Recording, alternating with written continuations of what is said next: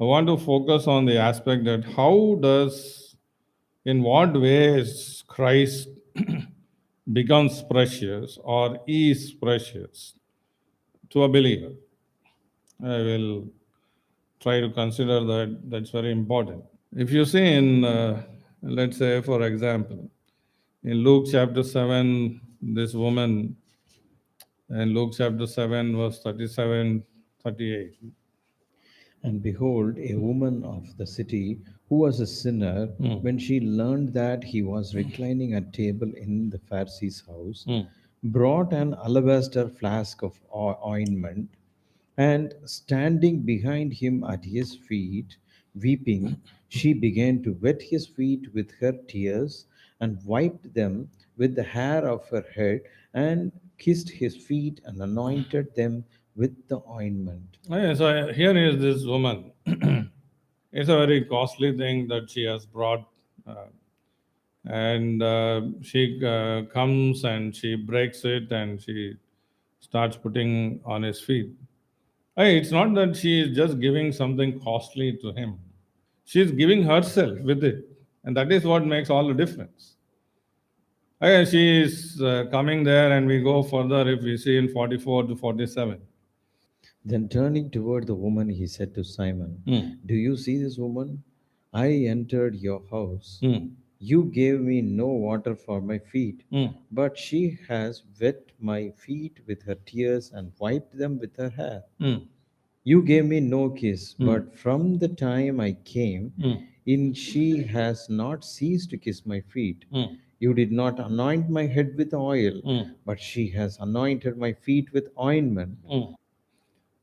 Simon is a Pharisee, and he has gone to him and invited him to have food at his house. So he's also doing something for the Lord. Okay, some kind of weight he has for him, and that is the reason he has called him to his house. But what is preciousness? Okay, preciousness is for her the devotion, the worship, okay, the heart adoration that she is showing, displaying towards him. That is preciousness. Okay, I may have gold and silver, I may have riches, and I may be able to give them to God, but my heart might consider something else as precious. So, in the life of many of us, we may be giving something to God, some time, some things, and in some form of service or whatever. But what about your heart? She is worshipping Him, she is expressing her devotion, her love, her affections towards Him.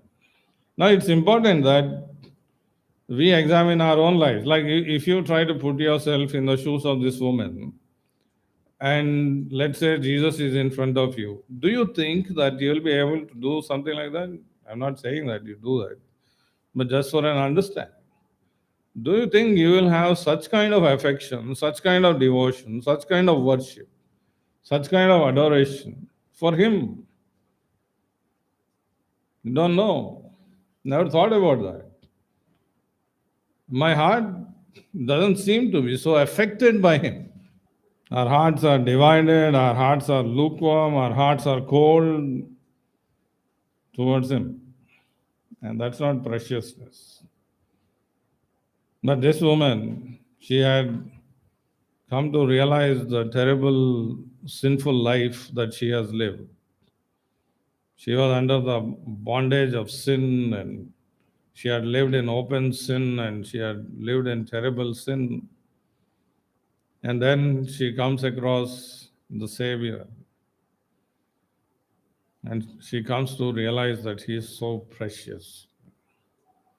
He has delivered her from all her sins and forgiven her of all her sins, given her hope to be delivered from any presence of sin in the future. He has paid the penalty for her sin. He is delivering her from the power of sin. He has given her a hope to be delivered from all trace of sin, and He is precious to her. The self righteous, like Simon, may have some interest in him, but not the kind of interest that she is showing. But for any true believer, they should be able to relate with what this woman is doing.